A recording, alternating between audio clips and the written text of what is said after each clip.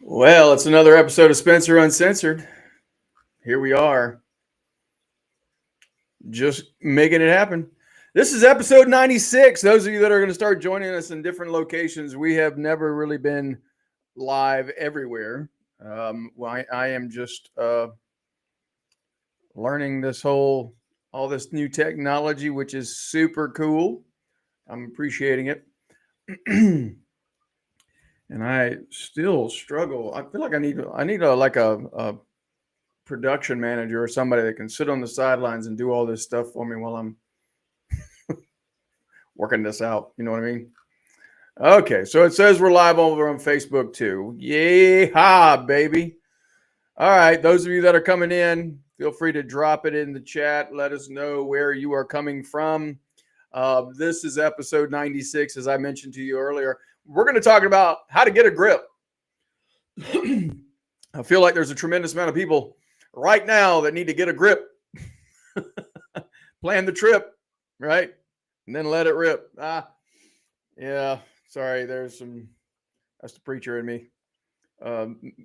Either alliterating or rhyming so that people can remember it, right? Those of you that are new here, my name is Spencer Combs, and I believe that professional development, which I would love to hear what you think professional development does for you. I think for a lot of people, though, they would say things like, sharpening my negotiation skills, getting better at my sales, getting better at customer fulfillment, my systems and how do I track things and how do I make things, how do I budget and all the things that are professional, right? Professional development topics.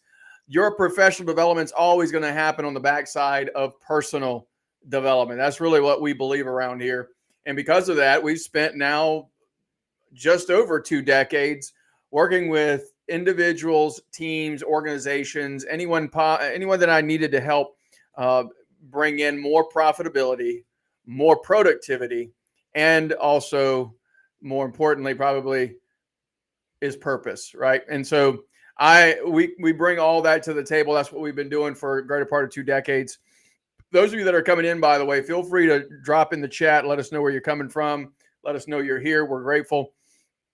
But anyway, that's what we do here. I got this. Does anybody else go to old bookstores and even places like Goodwill and just look at books, right?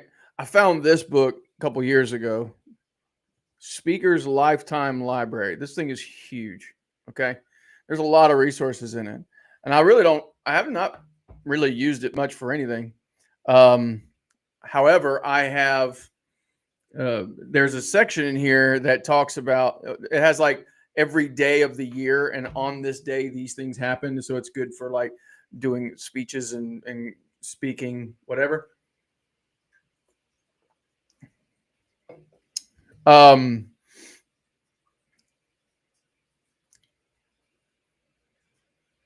Today is November the 12th when we did this.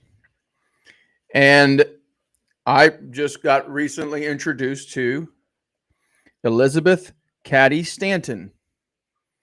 So this lady, I'll just read it. I don't want to read the whole thing, I don't think, but who was born in Johnstown, New York on this day in 1815, long time ago. Literally, the United States of America was a free country, like it had won its independence maybe 25 years prior, not quite, but somewhere in there.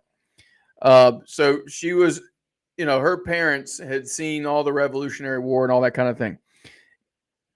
She isn't too well known in our time, but few women have had greater influence.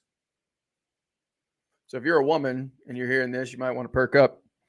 She was in some respects the greatest of early feminist leaders. Now I just pissed off all the conservative people. Listen. She wrote in the Historic Declaration of Sentiments at the first Women's Rights Convention in 1848, which for context is about 12 years before the Civil War, she would also have been around 32 or something, right? 33. So she was young. And she spearheaded the successful efforts to give women in the New York State, get a load of this, joint guardianship of their children.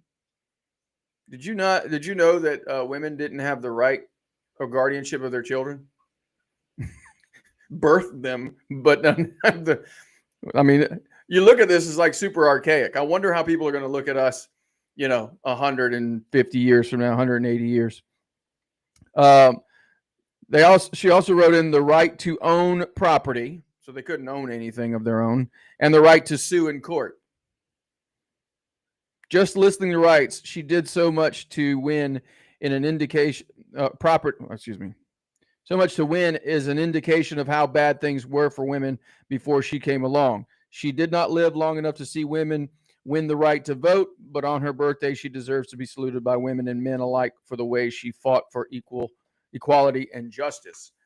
I don't know. I thought that was pretty cool, personally.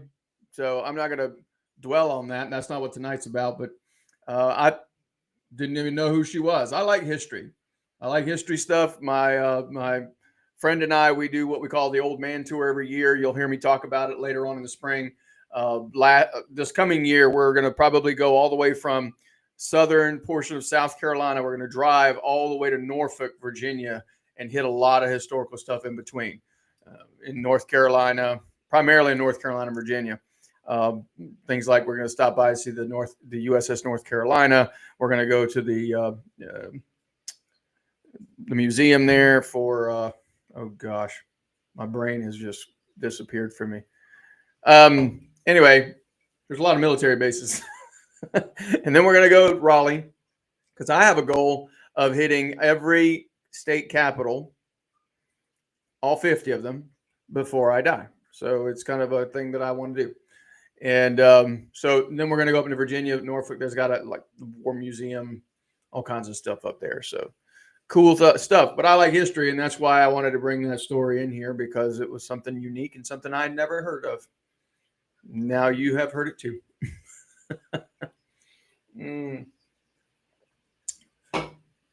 Let's get back to the topic at hand here. I think there's some people that are a little frustrated with or just really struggling with a lot of different things. But this doesn't have to be a political conversation. Honestly, I have clients right now who are dealing with, gosh, I got 2 women that are dealing with divorces right now, and they're not pretty.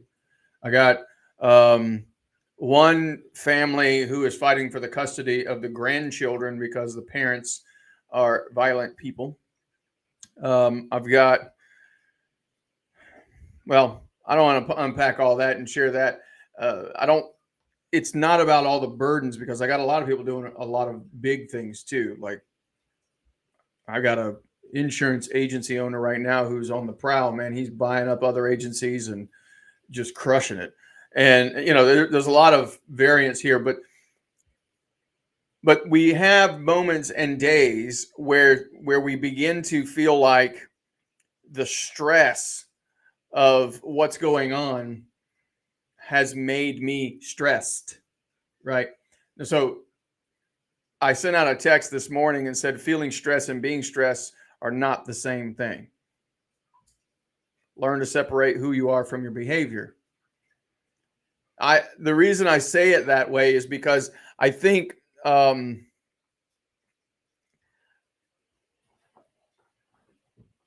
it's one thing to feel stressed. It's another thing to be stressed.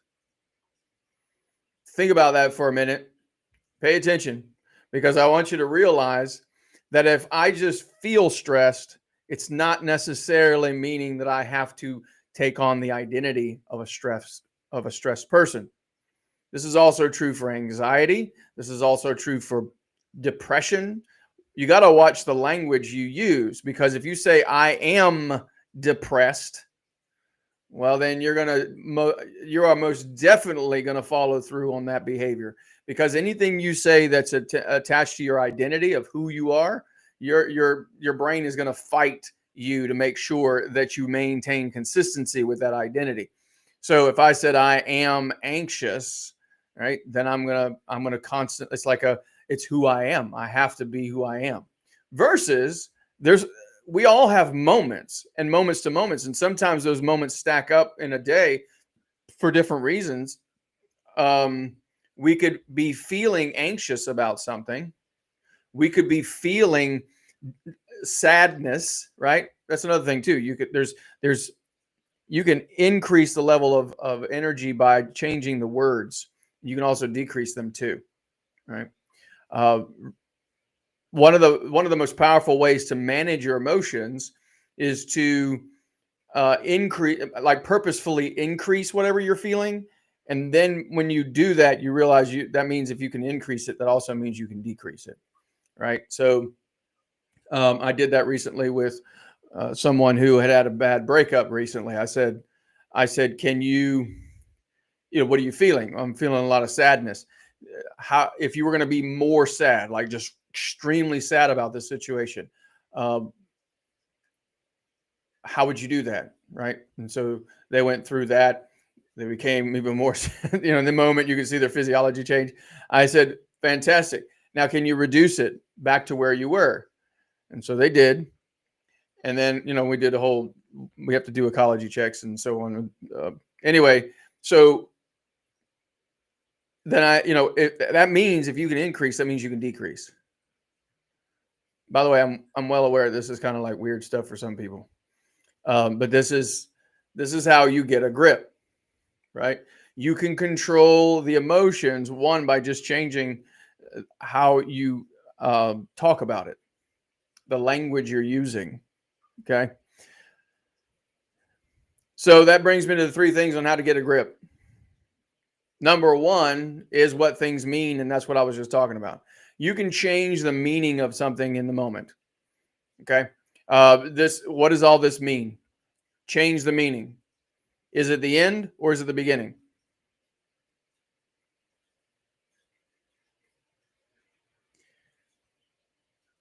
When you ask yourself a different question, you're going to get a different answer. What does it mean? What else could this mean? Change the meaning. It's a framing discussion. The other thing, and probably the most, not the easiest one, but it's probably the second easiest one. We're going from the hardest to the easiest in terms of doing something if you feel like you're out of control. The second easiest one would be changing your focus. Because what you focus on, you're going to feel. So if you don't like the way you're feeling right now and you feel like things are out of control, well, then maybe focus on the things you do have control over. I'll more than likely mention this again in 2 weeks when we get close to Thanksgiving. But one of the biggest reasons why gratitude is an exercise that you'll see on almost every personal development program known to man is because it forces you to talk about and be vocal and articulate and write down all the things that you actually already have. When you have a sense of gratitude, it forces you to focus on what you have and therefore create certainty. Say when you're feeling out of control and things aren't right, you want to get it under control. One of the fastest ways to do it is get into gratitude. I trust that makes sense to you.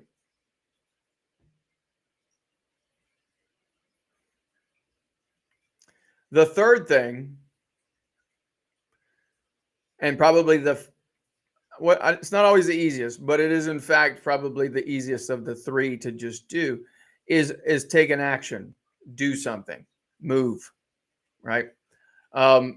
You have control over that. And so if you don't like how things are getting, if they're uncertain for you, well, then take action. Change your body, change your mind. The two are connected, right? It's the psycho-cybernetics of the whole conversation. So if I don't like the way I'm feeling, then I probably just need to move my body, go for a walk, In some cases, it's just a matter of how you're breathing, right? There's a lot of exercises that have to do with for anxiety, where people talk about grounding. All that is changing your physiology. Sometimes it's a matter of touching something that's solid, right? But doing something physically. When you do those types of things, you're going to get a different, you're going to feel more in control. It's honestly that simple, and yet it's not always the easiest thing to do. So, quick review. You got life going all kind of crazy sideways. You don't like the way things are. There's just uncertainty in some kind of way. Well, then you can sorry,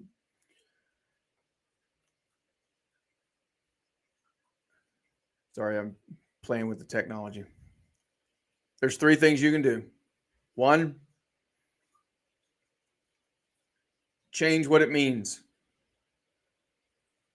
2, focus on what you have versus what you don't have, or just change your focus altogether. Another way to change your focus, by the way, is ask the question, what do I want? Right? Focus on where you're headed. And then the third thing is do something. Change your physiology. I trust that was useful for you tonight, guys.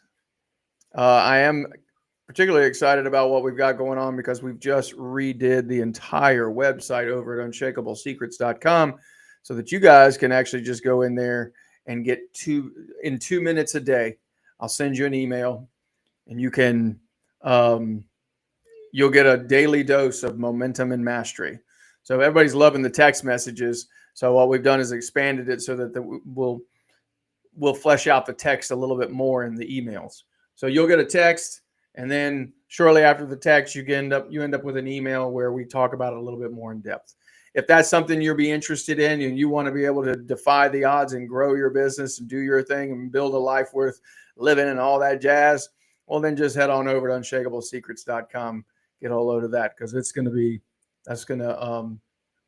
is my prayer that it helps people just as much or more as the text messages have for the last 6 months since we've been doing them. So, all right, you guys have been quiet. I'm going to move along. If you guys need anything, you know how to reach out to me. Keep well, keep moving forward.